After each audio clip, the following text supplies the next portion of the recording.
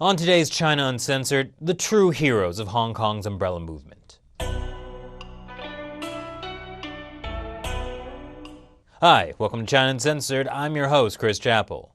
One of the criticisms I often get from the thoughtful and polite commentariat of this show is, why don't I see things from the perspective of the authorities? Well, here's a special correspondent, me, with more. Courageous, resolute, diligent. These are the words used to describe the people at the front lines of the Hong Kong protests. Wait, not these people. These people. I wanted to make a video showing the tireless efforts of the Hong Kong police, but then I found that one YouTube channel already has that covered.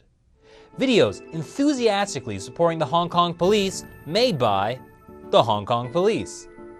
Videos filled with inspiring music and touching messages from ordinary citizens who support the Hong Kong police. A video on the use of tear smoke that shows police officers manfully enduring tear gas during training exercises, while an expert talks about how safe tear gas is. A video on the dangerous scuffles that broke out in the illegal Mong Kok protests. Defenseless police being pushed back by protesters. Radical protesters and troublemakers causing chaos. And triad police arriving heroically at the scene.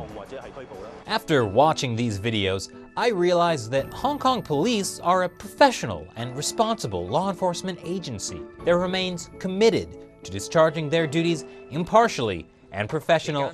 Hold on, how did that video get in there? There must be some misunderstanding. This video seems to be showing police carrying a protester to a dark corner and kicking him while he's down. But I'm sure there's a reasonable explanation for this, so we asked this guy. Ken Song, member of the pro-democracy Civic Party, member of the election committee that chooses Hong Kong's chief executive, protester who was caught on camera being beaten and kicked by police after allegedly throwing water. But who is he really?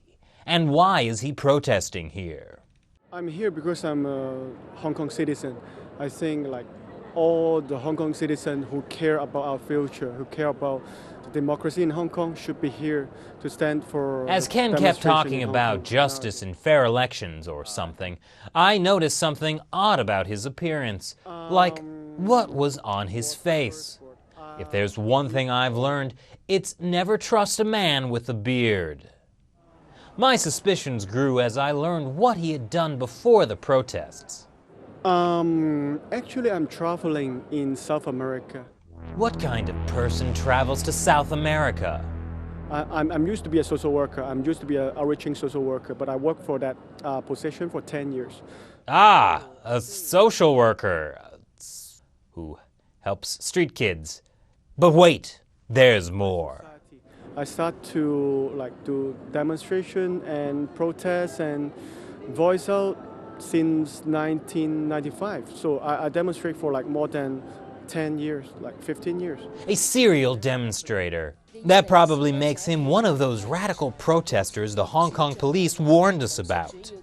We are not really fight back, start a revolution things. We just ask what the Beijing government promised us before, that the universal suffrage. And that's, we ask in a really humble way that we should have it now in 2017. That's it. Well, that seemed reasonable. I was starting to suspect that Ken wasn't a dangerous radical after all. As for the courageous Hong Kong police force, they suspended the officers who beat him up, and after a 6-week impartial internal investigation, they finally arrested the 7 officers, and immediately released them on bail. Ken is trying to pursue private prosecution through the court system, but he needs the names of the officers to do so, which the police have so far refused to release. But there may be hope that former social worker Ken Song and the Hong Kong police can resolve their differences. After all, they're both trying to keep the youth of Hong Kong off the streets. Thanks for that report, Mi. What do you think of Ken Song's case and the Hong Kong police? Leave your comments below and don't forget to like and subscribe for more China Uncensored.